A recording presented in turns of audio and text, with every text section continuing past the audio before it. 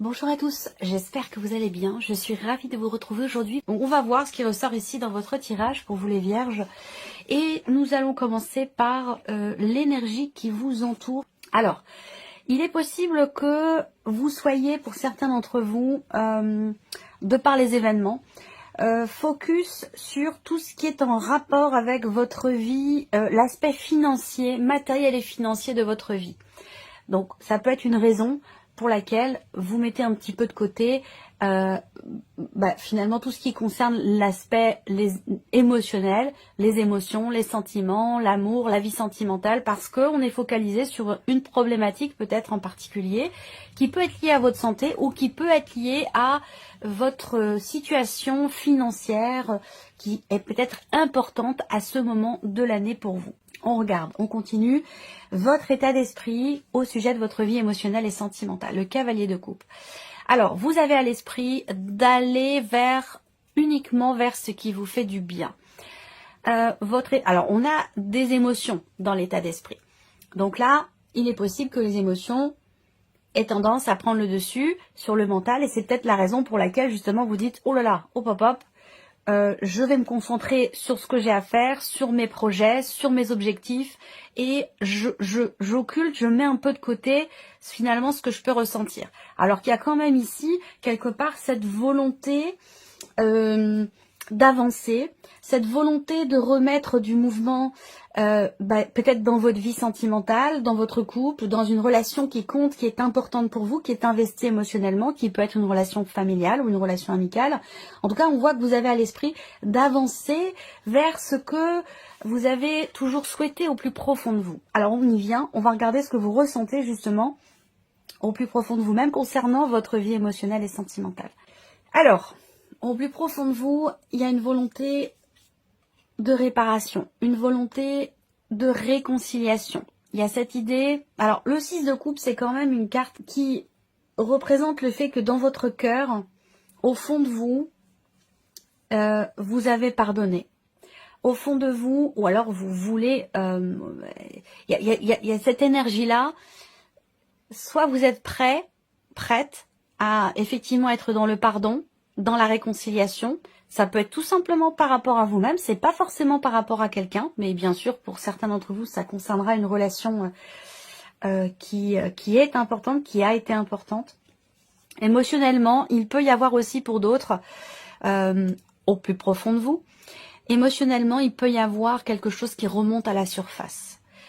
Quelque chose qui rejaillit, qui revient, comme un petit rappel, comme une alarme, voyez, émotionnelle. Alors, peut-être que quand vous ressentez ça crée un débordement émotionnel et que c'est la raison pour laquelle peut-être tout de suite vous pourriez avoir tendance à vouloir occulter un peu le dossier pour ne pas être déstabilisé, fragilisé par rapport à tout ce que vous avez à faire à côté de ça. Bon, pour d'autres, au fond de vous, vous pardonnez, vous avez pardonné, vous êtes dans une dynamique quand même de paix, d'amour, de réconciliation, mais il est possible qu'effectivement, au fond de vous, vous soyez prêt à pardonner, à partager, à vous réconcilier, à réparer, régler quelque chose qui a un lien avec le passé ou un événement passé. On regarde ce que vous faites concrètement pour vous, pour votre équilibre émotionnel ou pour votre vie sentimentale. La roue de fortune. Alors déjà, dans votre manière de faire, on voit que en fait, vous bougez. L'expression qu'on m'envoie là, c'est que vous ne restez pas les deux pieds dans le même sabot. Vous voyez? Donc il y a vraiment cette idée effectivement d'agir pour que ça bouge, d'agir pour avancer, pour pouvoir prendre un nouveau départ. Démarrer un nouveau cycle, démarrer quelque chose de nouveau.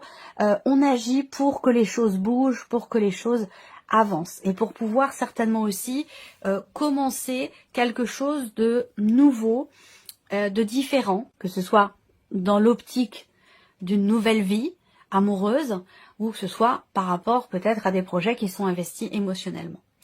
Ensuite, ici, la deuxième partie, ça concerne une personne qui est en face de vous ou la personne à laquelle vous pensez, quelqu'un que vous portez dans votre cœur, que vous aimez. Ça peut être dans votre couple, évidemment, ici. Ça peut être votre partenaire qui est représenté là. Mais si vous n'avez pas de vie sentimentale, si vous êtes célibataire, ici, cette partie-là peut représenter une relation de famille ou une relation d'amitié.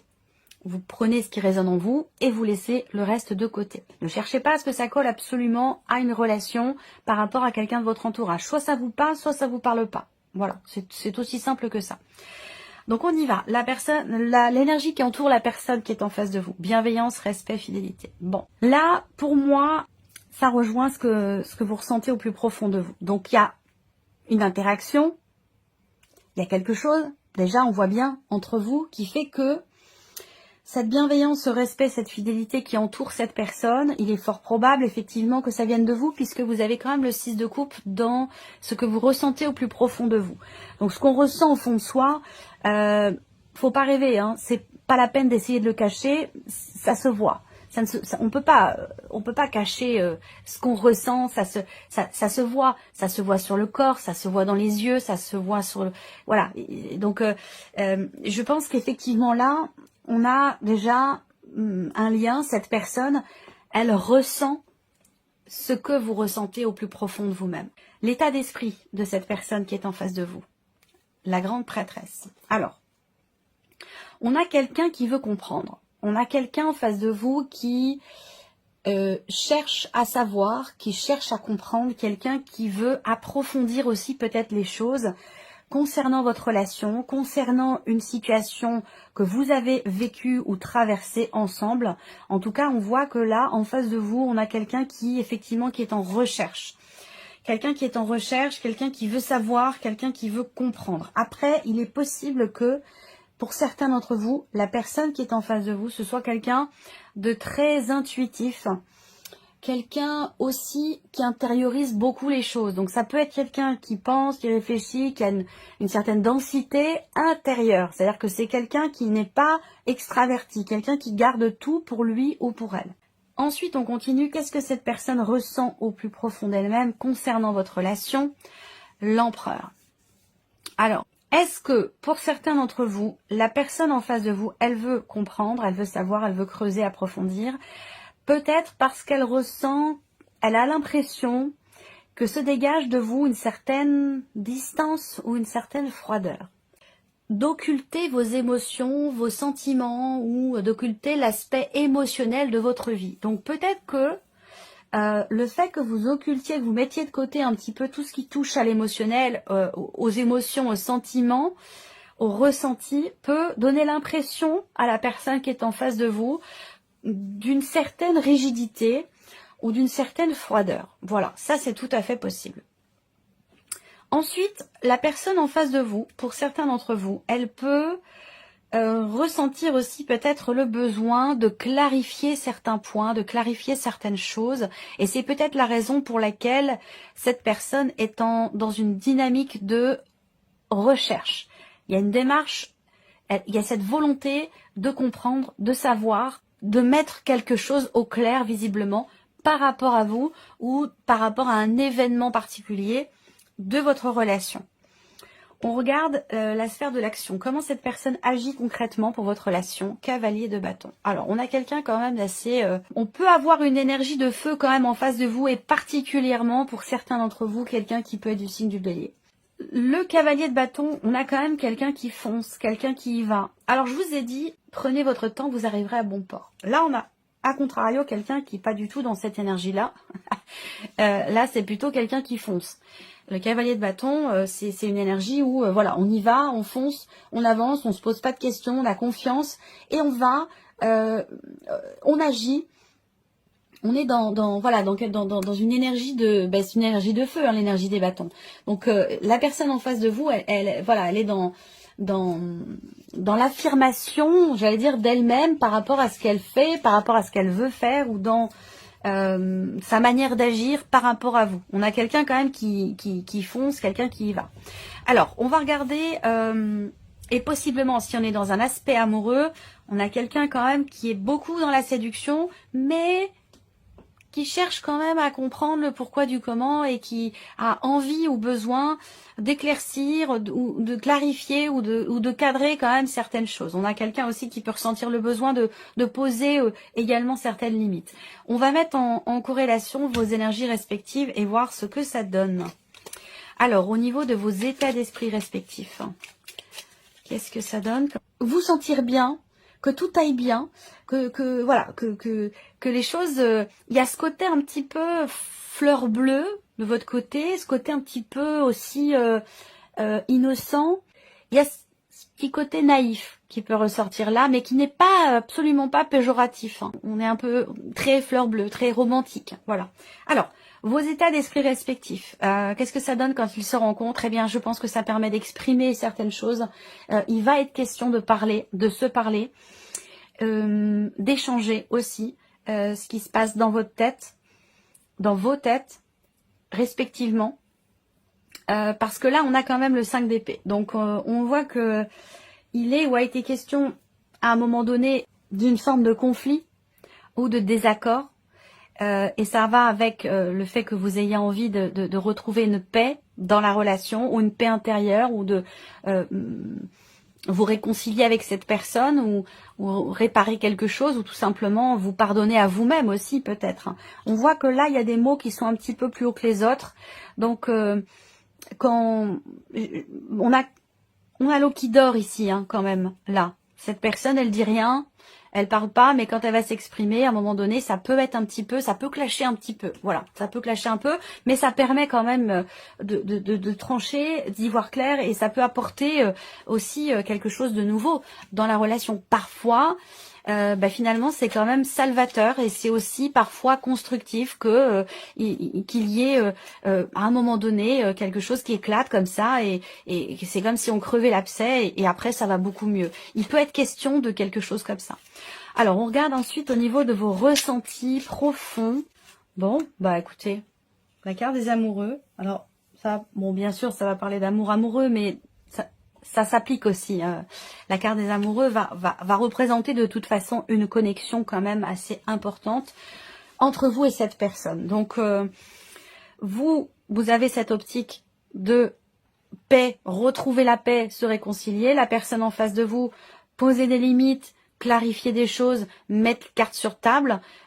Quand ça se rencontre, quand c'est exprimé émotionnellement, ça donne quand même ici j'allais dire quelque part un rapprochement, une connexion quand même, ou une reconnexion entre vous. On va regarder dans la sphère de l'action maintenant. La sphère de l'action, vos agissements respectifs pour la relation. Ici, alors, ce que je voulais vous dire aussi, c'est qu'il y a cette idée de toute façon et ça ressort aussi par rapport à votre manière d'agir, c'est-à-dire que là, il y a cette idée de s'en remettre quand même quelque part au destin, de se dire, bon bah voilà, il se passera ce qui se passera. Je pense que vous êtes en paix avec vous-même, ou que vous êtes en passe de le devenir en paix avec vous-même, ou réconcilié avec vous-même, ou par rapport à un passé, ou concernant peut-être cette relation. Donc, à la roue de fortune, c'est la notion, c'est la roue du temps. Et c'est aussi la notion de destinée, le fait que l'on ne puisse pas tout maîtriser.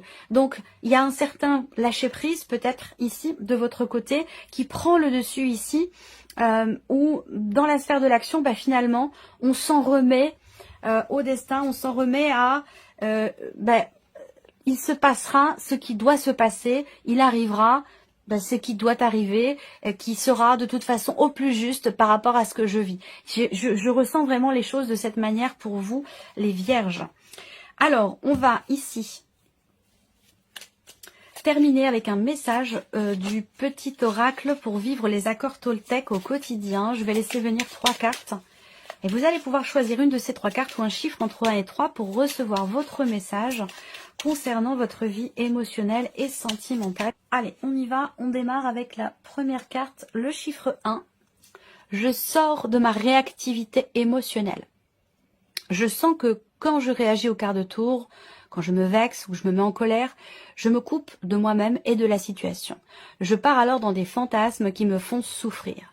En prendre conscience est le premier pas pour agir. Ça, c'est intéressant.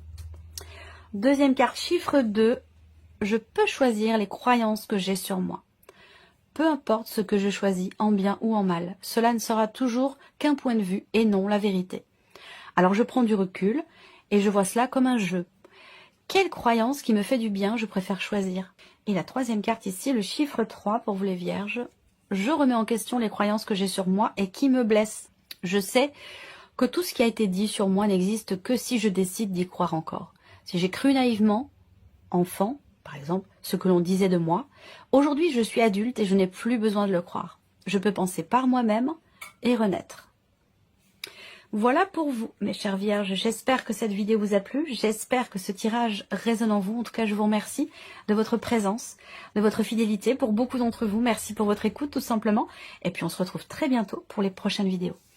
Au revoir.